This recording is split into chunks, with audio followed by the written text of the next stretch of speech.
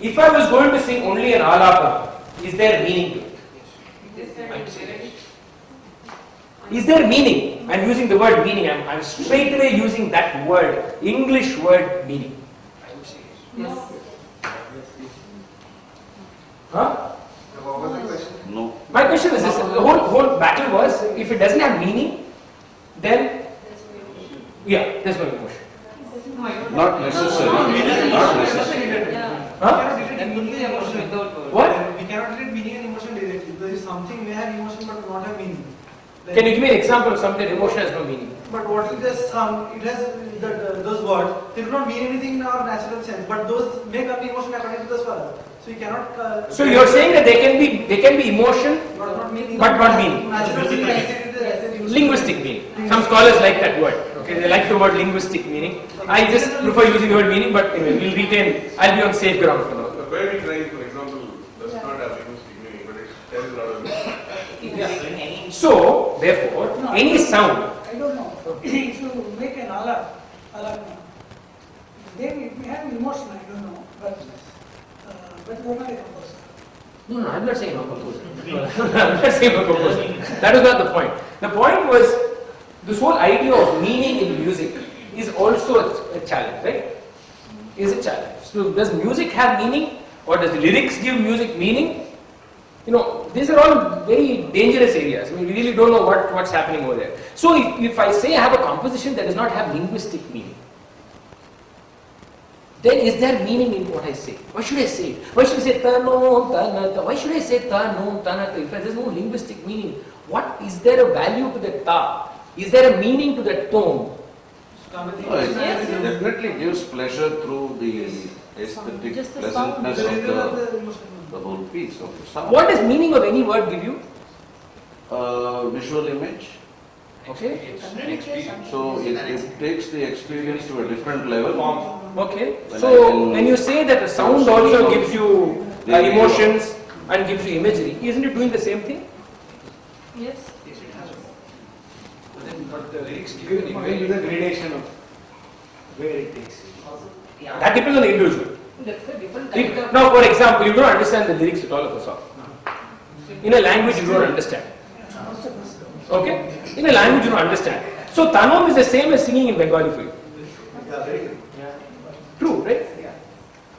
So thereby the enjoyment. But there is certain comfort when you know it's Bengali, even though you don't understand the word, than singing Tanonta, right? You agree? There is an experiential comfort. I'm telling you, I don't understand the language, but when I know it's a language, there is something different with the way I associate with it than saying Taki, Kupu, Tu, where I know it's not a language. The knowledge that it is not a language changes my relationship with uttering that syllable to the knowledge that I know it's a language, point 2. Then it's a language that I understand the lyrics, point 3. So we have actually created 3 different layers of relationships. I am not passing judgment on any of these relationships, but I am just stating them as 3 relationships. To me, how I perceive, whether it is a language that you understand or sounds that have no linguistic meaning. Like the question that she asked the other day about saying sa and saying ka, you should remember that one of the most important aspects of Sahitya or lyrics, meaningless or meaningful linguistically, is its association with melody. When I say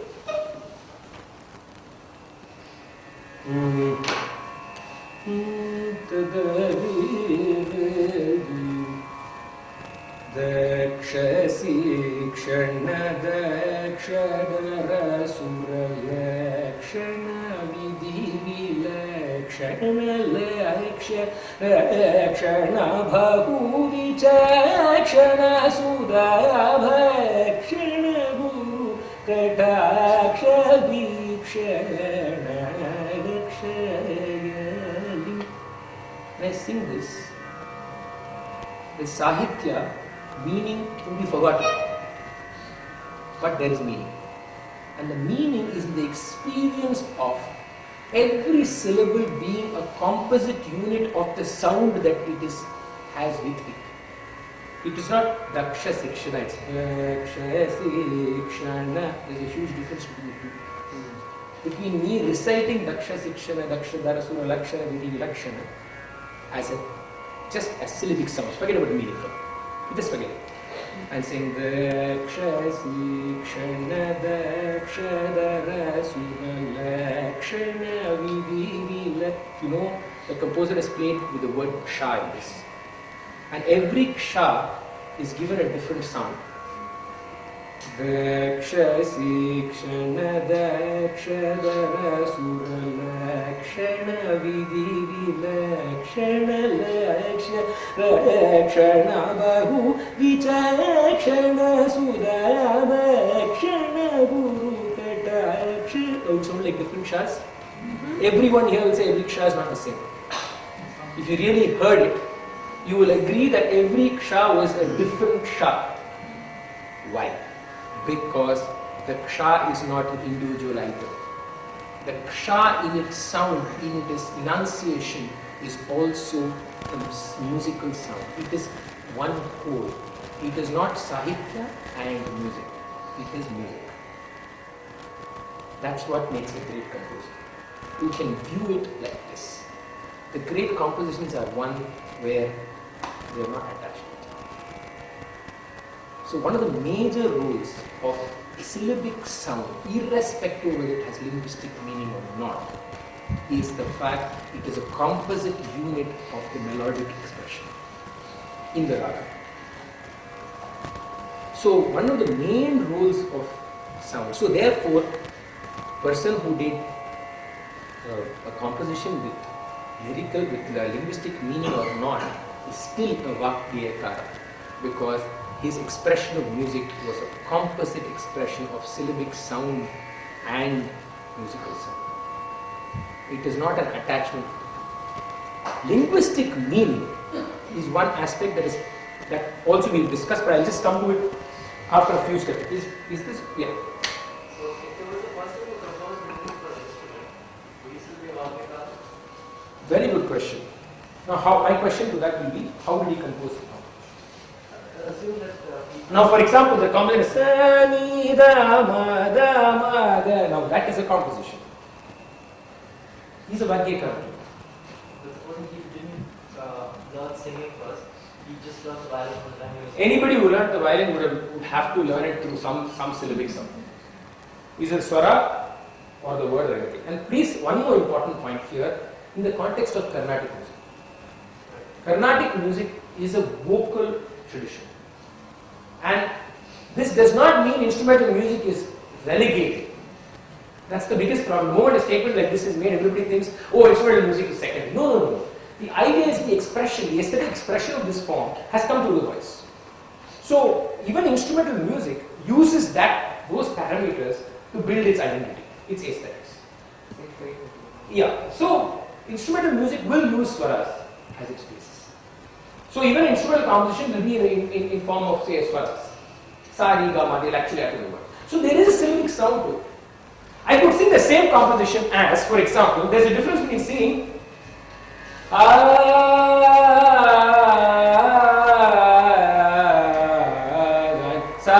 ni, da, pa, da, ma. There's a difference, right? So that sound of saying sa, ni, da, pa itself is a very important action in the composition. But since the instrument cannot say that, The instrument actually manifests it. That's what I want to tell you. When the true instrumentalist, what he will do, that's the beauty of the great instrumentalist. The great instrumentalist is singing through the instrument. This is an expression that everybody uses. This is an expression we all use. He sang through the instrument. It's not some metaphorical expression. It is actually, there is actually a little aspect to it. They are actually singing because these sounds, through intonation, through emphasis, they create an imagery of sa and ni and da. They actually create the imagery in your head. Even words, for example, when you play words, you don't hear the words, but the syllabic sound of the word is actually intoned by the violin or the violin playing. Okay, and it is cognitive. There is a certain amount of, many of this comes within a certain amount of experience and cognition. But that is what they do. That's the great instrumentalists are the ones who have done this magnificently. They are the really magnificent. Yeah. I have a question that, so there is the music and then there is the lyrics, right? No, that's what I clearly. No, I'm saying that, okay, the Vagyakara does both. Yes. But can you compose, why can't just another composer use this music and create a piece with different lyrics? Is it because of the That's been done. People have not tried it. People have tried it. People have tried it. I mean, so which means that there are two other cases that happen. One is poetry that is taken and tuned by some musician. Now somebody writes beautiful, but Bharatiyar, for example, Bharatiyar's poetry are all tuned by a lot of musicians in their own flesh. I must say that doing that is a very challenging task because you have to get into the aesthetic spirit of the poet. Not necessarily linguistic spirit of the poet, but the aesthetic spirit of the poet. And to be able to transfer that into a musical form is very difficult. And there are many, Sadashiva Brahmendra's compositions are all tuned by other musicians. Purutaradasa, what we are now, there we have another challenge. We have cases also of whom we know as Vagyakaras, whose music has been lost. Purutaradasa, for example, we know was a Vagyakara, but we don't have any reference to the tunes that he sang. Annamacharya is a classic example. Yeah, we don't know the tunes. We know that they were composers, Vagyakara at some point in time. So what do we do? Now this is a challenge, this is another problem area because in case of Annamacharya, for example, in Tirupati, in the temple, you have names of ragas given for his compositions, inscribed. But all the people who have tuned his compositions have tuned it in whatever raga they want.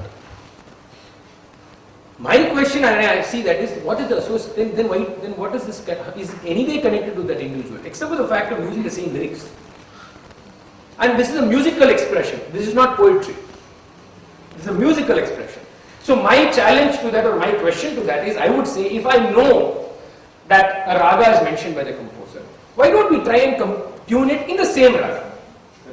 There's a counter argument, I'm going to counter myself. There's a counter argument to this, which is also an important argument, saying, just because you sing it in the same raga name, it still is not the same composition.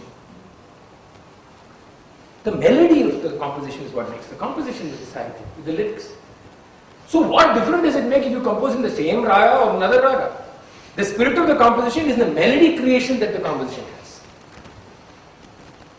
You see the battle here. But I have another counter for that too. My counter for that is, I agree it doesn't make a difference. But if you're going to refer to that individual as a Vagyakara or continue to do so, the least we could try and do, the least, is to stay honest to at least the mentioned name of the raga, if not anything else. That's my argument. I'm just placing this all on board. That's all. There's no right or wrong in any of these things. This is regarding some syllable manipulation of a note. So, say a great musician plays a note and the Shruti is not playing in the background. So, would you immediately recognize it as a sa or a, because you told you that you can't. Without Shruti, you can't. Then you said that a great musician would make the sound sa come out of his instrument. The tambura has to be on. Okay. Boss. it's also in context. Yeah, it's not one note, it's all the context of the melody. Actually, that was the question. Why do you play that before you sing? I told you in the first thing, didn't I, Shruti? Yeah, Shruti is the base. Okay, I'll probably refer to this name, you can come and talk to me. So you have this whole Vagyakara. So now then the important question is, what is the role of a composition in Carnatic music? Why do we need compositions? Interestingly, in Carnatic music, we discussed ragas last week, history of ragas. No raga is accepted as a raga unless there is a composition in that raga. Do you know that? You could have mentioned a raga in some treatise somewhere, I don't care. But it's not a raga to me till there is a composition in that raga. Because it is the composition that gives the melodic flow to a raga. So when people say that raga is written in that treatise but it's lost, the first question everybody will ask is, what composition do you have in that raga? Everybody will ask you that question. A very relevant question. So a raga's first understanding for any musician comes from the composition. Therefore, its basic necessity is that it is a creative melodic expression of the composer who's giving life to the raga, if it is a raga that's not been composed before. Or like Tyagaraja, the same raga, he will give you 15 different compositions that are very different melodies. Like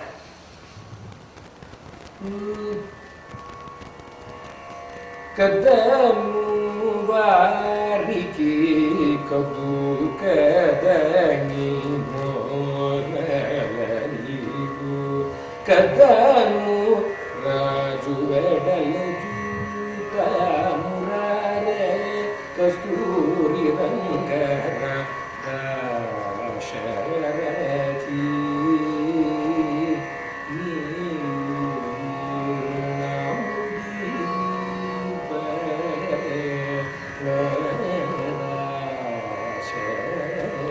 You see, they're all different melodies, different sounds. What they give you, they're all todi, they're all the same raga. But the image that they give you are different aesthetic images. These are the great composers. And here, the way it's the way they express the raga is what gives us a lot of experience of what todi is. So that's why they say a lot of musicians should learn a lot of compositions. If I need to know a raga, I need to learn a lot of compositions in that raga. So it gives me different perspectives. It actually feeds my idea of what it is.